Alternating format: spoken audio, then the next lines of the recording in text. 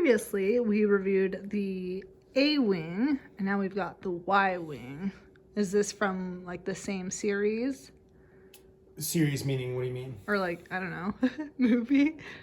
No. So the A Wing was from Return of the Jedi. That's where it made its first appearance. The Y Wing made its first appearance in the original Star Wars: A New Hope, 1977. What other one did we review of New Hope? The Mos Eisley Cantina. That's the one. Yeah. Okay. So this one is still part of the Rebel Alliance, or the fleet of ships. What my next question was. What It's what side? It's a good guy ship. Good guy ship. I guess depending on your perspective, the Rebel side. Mm-hmm. So yeah, there's an A Wing, a B Wing, an X Wing, and a Y Wing. Oh. So there's like multiple different ships that they have. This one is a bomber ship, so it bombs. Oh. It releases bombs. I'm assuming you have all 4 of them. I don't have the UCS X Wing. That came out That came out before I started collecting. It's a retired set. This is a retired set too. You can't get any more on Lego. Are you gonna try and get the X-Wing? I'm gonna wait for a re-release because they'll probably release it again with a better version of it even. Yeah. Because they typically do that with a lot of the original trilogy sets. But this is one of my favorite sets just because the display ability is awesome on it. It's not too big. It tilts at a good angle. About my hand size in comparison. Yeah. The cool thing about this is not all UCS sets or collector sets are to scale with minifigure. Yeah. This is to scale with minifigure. Oh, so that's so this is how big it would be if you were a minifigure size. Like this is like a 6 foot tall human or 5'10" human, average male height. This is how big it would be. Okay. So they made it to scale with a minifigure, which is cool because they don't all do that. So you can put him in here. There's inside the cockpit. He's got all the computer stuff in there, the targeting system. And you could do this with the other A-Wing, couldn't you? Take the whole thing off last time? You could. The A-Wing was not to scale, though. It was not minifigure size. It was bigger, had a bigger seat and everything. Right. Give it more detail. So there are give and takes. If you want it to be minifigure size, you're going to lose some detail on like the cockpit area because it's not as big. But it's nice because it's exactly like what a minifigure would be. Yeah. And then this is where you put the R2 unit in here. He's behind him. Yeah, so he's the robot who kind of controls a lot of the stuff. Kind of like the co-pilot. Yeah. And this is like an exposed design. Well, no, this is how it looks. All this greebling and stuff like that. That's all the mechanics and everything of it.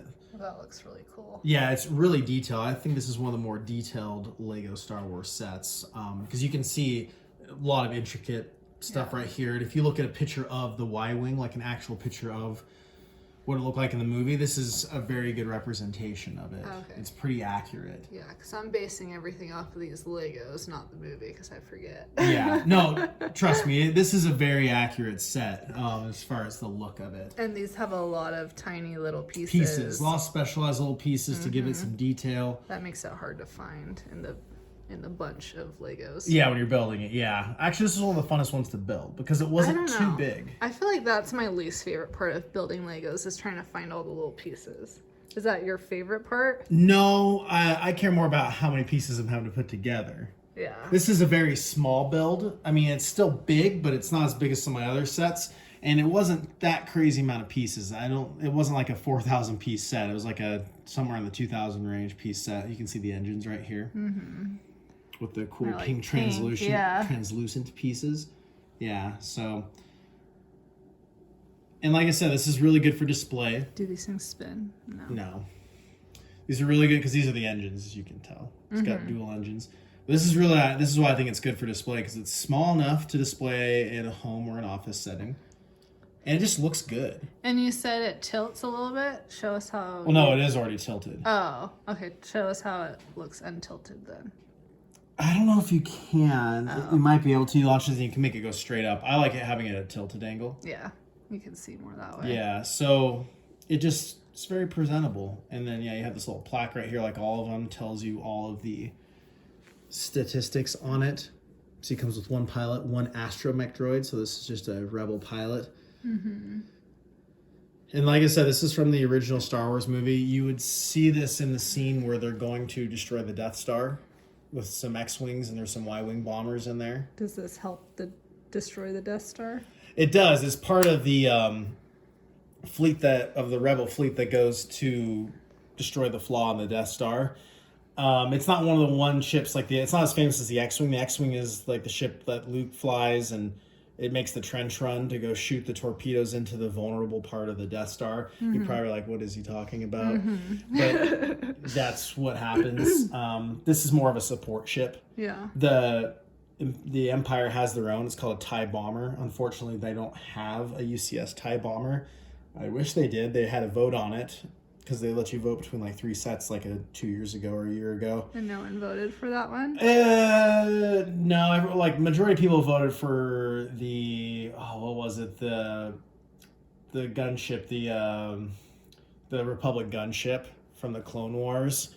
I'm an old trilogy guy, so I was like, whatever. But if that's what they voted for, cool. So hopefully sometime in the near future we'll get its counterpart on the Imperial side. But I'm glad that they've made plenty of Rebel ships, because they have made every single major Rebel ship, as far as the fighters. They even made the B-Wing. I don't have that one. So I have the Y-Wing and the A-Wing for the Rebel ships. They must sell pretty well. Yeah, they must. I don't know. Probably. But they don't make that many Imperial ships. Yeah. And you have these turrets right here. Oh, yeah, I saw those. It's a little gun turret. Those don't shoot anything, though, do they? No, not like actual Lego pieces, but yeah, in the movie, these are like laser turrets. Yeah. And then the bombs would drop out of the payload somewhere back here. Is there an opening for those? I don't think there is. I don't think there is. Not that I see. I don't know. I put this together a long time ago. It's just been kind of sitting. It does have the ability to have landing gear. Mm-hmm. So you can pop these little skis down, straighten them out, and you can take it off the stand and have it land flat. Oh, okay. Because this is just a stand, and it pops right out right there. You can see the under. It fits right in there. You can even fly it around a bit. I mean, you could really honestly play with it, because it's not huge. And that's why I like it. The best sets, in my opinion, are the ones that are just the right size. If they're too big and cumbersome, they're very annoying. Yeah. Speaking of. As he's like. I know. Well, you want them to fit in there snug. Yeah. Because there are some other sets we'll show later in our little reviews that I think they're too big. They're really cool, but they're not really displayable because they're huge. Yeah. And they're kind of a pain to build because there's so many pieces. But yeah, do you have any other questions on this? No, looks cool. Maybe I'll play with it sometime. No, it's for display. Oh, okay. All right. Okay, until next time. All right, talk to you later.